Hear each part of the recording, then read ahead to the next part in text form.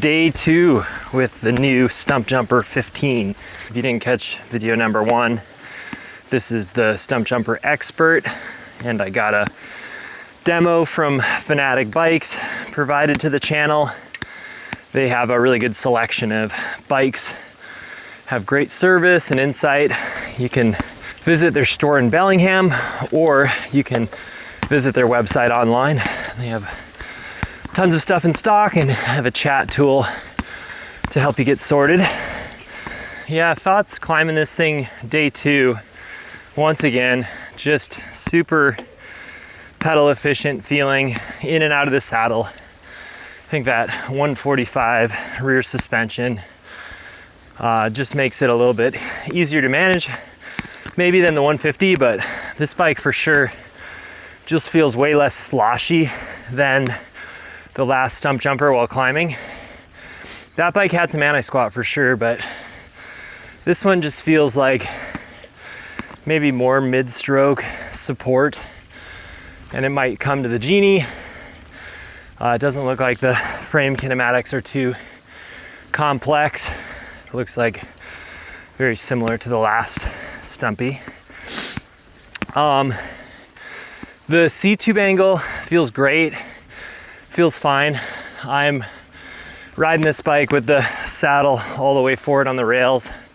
I kind of wish that this bike and all the bikes being made just came so steep that I didn't need to go all the way forward on the rails. Like I could reserve that for insane steep climbs. But we'll say with my standard setup and the fact that this bike has fairly short by modern standards chainstays, feels super balanced. It can hang with the new fleet of steeper seat angle bikes, even with its kind of hands tied behind its back with that little chainstay, which just keeps things maneuverable, but makes the front end easier to pull up. So you need a nice forward seated position to kind of keep the front end down. But yeah, pedaling efficiency, quite good. I mean, I ride a ton of DW Link bikes, Yeti, now Evil, all quite, prominent anti-squat bikes, and this thing seems to be in that same vein. So they seem to have done a great job keeping this thing peppy, which is like the ultimate tool that I'm searching for, is the bike that climbs to the top better and can descend in a playful but yet full speed and confident way. Yeah, I think one takeaway that I've had with this bike is it just seems to have a real nice chatter frequency tuning. I think that comes down to the frame materials and construction, but this bike doesn't feel floppy like some Specialized in the past can have a little bit of give in the rear end, but then it also doesn't seem to just beat you up with high frequency chatter like a bike that kind of seemed to do that. That comes to mind that somebody is just asking about is the Pivot Switchblade. That bike has an insane shock leverage curve and just super dialed kinematics. However, that frame just felt strangely stiff. And stiff is usually good, but it was kind of beating me up a bit, as I recall. All right, dropping in. Second day with the Evo up here at Galbraith Mountain today. Hopefully things have dried out a little bit since the big old rainfall. Yeah. Yeah, pretty easy to pull this bike up and over things. It is kind of feeling like a bike that blends like that 120 mil bike, maneuverability, hoppability with a longer bike's kind of send it and confidence factor. I think I'll skip the wet wood today. I've been burned too many times by wet bridge work to even give it a shot. Yeah, this thing feels pretty, nice wet rocks there. This thing feels pretty just taut. Like I've aired down the suspension a bit, make sure that I'm using full travel now. And it still just feels real, like, kind of small bike feeling, like tautness, but not beating me up like a small bike might. I freaking love small bikes. Like we're reviewing a Top Fuel right now, and that thing has just been so sick. Wet roots everywhere today. Once again, wish I had the T9 compound on the front. Yeah, and just the way this thing pumps, you just get so much return. I think we'll have to hit the trail pump track next. Just to test the pump return. I think this bike is just made for pump track trail. Yeah, if you don't know what I'm talking about, there's a trail here called Pump Track. It's actually managed by Freehub. So I've done a little bit of work on this trail, but it's such a sick trail. But yeah, there's these kind of pump rollers at the top, and yeah, this bike feels, I don't know, it felt like a longer travel bike through there now. I can't make up my mind. Super poppy, really just getting into the air very easily. Must be a nice progressive kind of ramp up with that Genie shock. Kind of want to know what this bike rides like without the Genie shock. Yeah, to compare this to the old Stumpjumper Evo, I feel like this bike has more mid-stroke support, at least with this Genie shock. It feels just tighter in the middle, like you're like less floppy. It's less floppy, but you're not getting beaten up either, which is amazing. Trail conditions are pretty prime, so that factors in a bit, but wow, yeah. This thing transitioning into a climb from a downhill, yeah, it feels pretty zippy.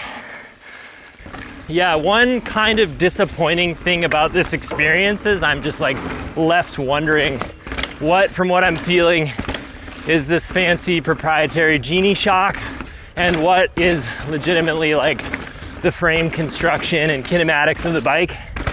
I feel like the pedaling kinematics of the bike probably down to good frame design, but then some of these other things I'm feeling, like just how well this bike holds its line and that kind of thing, makes me wonder, like, is that wizardry happening from the Genie?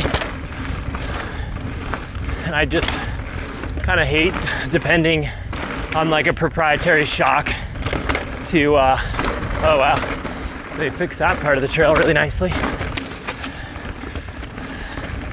Yeah, just kind of like you can't just throw on another shock and get the same experience out of the bike.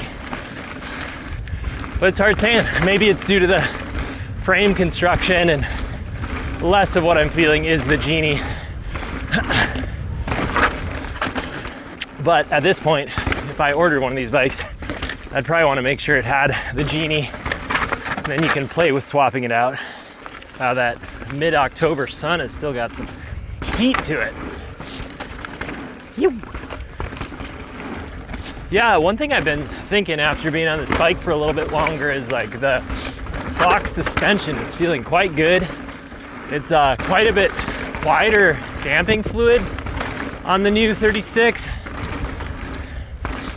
and faster rebound speeds even in these slightly cooler temperatures, which is usually when I really notice slower rebound speeds. So this Genie shock, as long as it's reliable, could be pretty killer. Yeah, bike's holding up pretty well through here. That's a really bumpy, rowdy section. And I would say this bike felt remarkably composed through there. Didn't feel like a big bike, but yeah, maybe this Genie shock is just like eating little extra bits of energy. That'd be really cool. That'd be neat. That corner's house, kind of weird. Still wish I had the T9 compound on the front, but we're hooking up. Ew.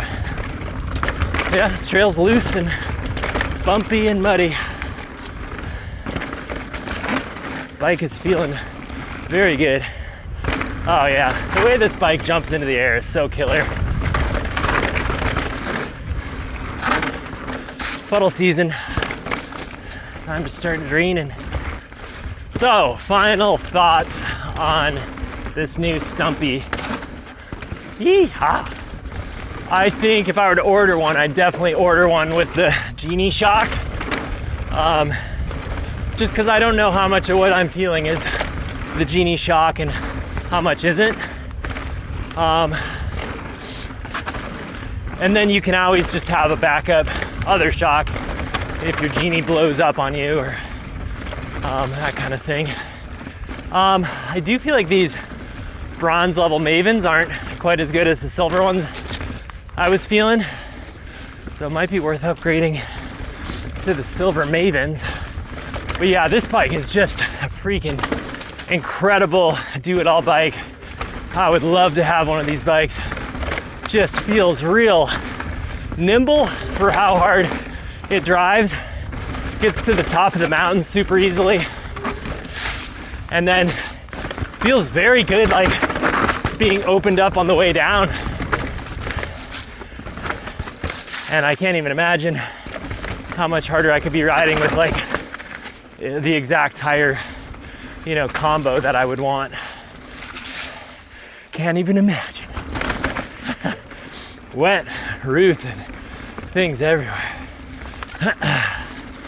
Yeah, just the way this bike jumps and changes direction, so killer. And it just hasn't been beating me up, whether that's the Genie shock or the frame construction wizardry. Holds a line very well, surprisingly well. Killer little bike. Yeah, that concludes my thoughts on the Stumpy 15. Shout out to Fanatik for providing the demo, supporting the channel. Yeah, and if you guys share this channel, subscribe, and grow it, I can put more time into this channel, do cooler projects. Right now it's just kind of a side hustle, but if we get it to a marketable size, I can start doing some real content. So yeah, consider supporting the channel. And with that, we are out.